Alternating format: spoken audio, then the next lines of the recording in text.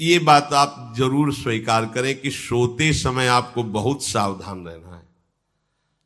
और प्रायः गलती सोते समय करते हैं उपासक की, कोई प्रपंच की बात याद करते हुए या मोबाइल देखते हुए या कोई गंदी चेष्टाओं का चिन्ह, आपकी रात बेकार चली जाएगी।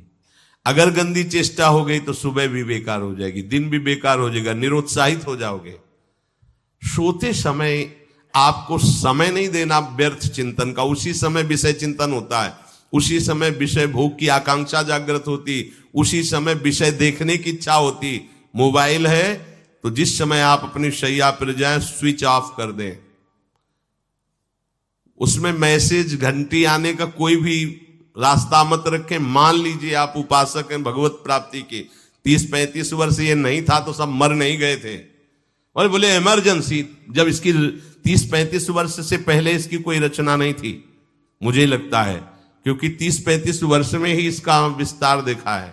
नहीं तो कभी किसी के पास मोबाइल नहीं। कोई बड़े अधिकारी तो इतना बड़ा वो, इतना बड़ा वाला वो ऐसे रखते थे। नहीं तो मोबाइल तो हमें लगता है 30-35 वर्ष।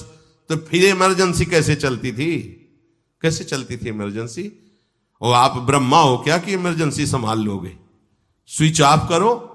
जो सब इमरजेंसी संभालने के लिए तैयार, रात दिन न सोता है, वो हर समय जागृत रहता है, वो हमारा आराध्य देव है। स्विच ऑफ करो, चिंतन लगाओ श्री जी का। ये जो रात्रि के शयन के समय मोबाइल में इधर उधर दृश्य देखने हैं, अपने सर्वनाश का बीज बोना है। मान लो, हमारी प्रार्थना मान लो, ये उस समय मन आपको परेशान करेगा जब कमरे की सिटकिनी अंदर से बंद होगी। सबसे प्रार्थना है रात्रि के शयन के समय। तो बोले फिर ठीक है 10 बजे तक देख लेंगे मोबाइल, इसके बाद शयन के समय भजन कर लेंगे। होगा ही नहीं। क्या तुम देखना चाहते हो? प्रिया प्रीतम के सिवा और कुछ क्या देखना चाहते हो? वो तो सुभग सुंदरी सहज सिंगार, सहज शोभा सर्वांग प्रति सहज रूप वृषभानुनंदिनी। हमारी स्वामिनी जी की सुंदरता छुपाने के लिए आभूषण पहनाए जाते हैं, औरों को तो आभूषण सुंदरता बढ़ाने के लिए। यहां छवि के छिपाए बे को ऐसे के दास होके क्या देखोगे मोबाइल में? क्या देखना चाहते हो? वासना की क्रीड़ा, और तुम उस क्रीड़ा को देखना चाहते हो? परमार्थ के पथिक हो। देखना है तो प्रभु को देखने की वृत्ति रखो, अन्यथा मूंद लो आंखें। प्यारे, महान फल प्राप्त करोगे। सबसे प्रार्थना है एकांत में मोबाइल रूपी दुश्मन से बचो। क्योंकि जब आप गंदी बात कहीं देखोगे तो आपके अंदर वैसे ही चिंतन बनेगा, वो ऐसे ही लगेगा मैं भी ऐसा करूं, मैं भी ऐसा भोगूं, मैं भी ऐसा देखूं। मान लीजिए आप, जब हमारे शास्त्र कहते हैं कि पशु पक्षियों के मैथुन को भी नहीं देखना है, अगर ऐसा एक बार दृष्टि पड़े तो मानसिक प्रणाम करके दोबारा दृष्टि ना देना। और आप मोबाइल में ऐसी चेष्टाएं देखोगे, कैसे आप भगवत भजन करोगे? कैसे भगवत प्राप्ति का उद्देश्य रख पाओगे? ये कलयुग की बहुत महीन चाल है कि उसके बिना काम नहीं चलेगा और हम तुम्हें काम से युक्त कर देंगे।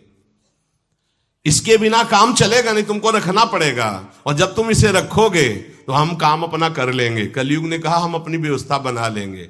यहां कह रहे जब आप नींद में जा रहे हैं तो बिल्कुल मानो मृत्यु शैया पे जा रहे हैं। आपको उस समय नाम जप में बहुत ध्यान देना है, कहीं मन बहक ना जाए। तो क्या होगा, 5-6 घंटे जो आप लेटोगे ना, वो भी भजन हो जाएगा। हमारा जो सततम योमाम स्मरति नित्यशा है ना, ये पूरा हो जाएगा। नहीं उस समय हम सो जाएंगे तो हमारा 6 घंटे का वियोग हो गया, 6 घंटे भजन रुक जाएगा। और ये 100% पक्की बात अनुभव की कहते हैं, यदि सोते हुए भजन करोगे तो जगते। कई बार तो पकड़ा है कि अगर आधे पद में बेशुद्ध हो गए तो वो पद पूरा जगते ही शुरू हो गया है।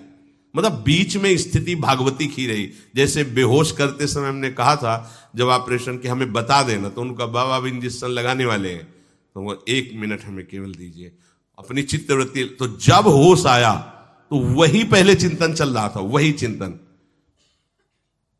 जैसे सोने के समय बेहोश हुए तो जगने के समय वही चिंतन, ऐसे ही इंजेक्शन से जब बेहोश हुए और जब होश आया तो वही चिंतन चल। बहुत बड़ा चमत्कार अभ्यास का है।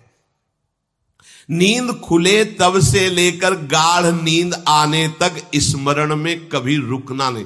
और आपको एक छूट दे रहे हैं। कभी कभी क्या होता है कि एक मंत्र में, एक नाम में जैसे बहुत देर अभ्यास करते हैं तो मन उबने लगता है। इसका स्वभाव है, ये अनुभव की बातें कहते हैं।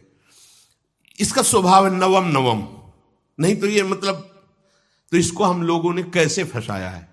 जैसे गुरु मंत्र जप रहे, अब 2-3 घंटे लगातार गुरु मंत्र जप, अब इसको उबन बढ़ी, अब ये छोड़ रहा है, बीच बीच में पता चलता है छोड़ना चाहता है, छोड़ रहा है, तुरंत इसको नाम में फंसाया। अब थोड़ी देर नाम में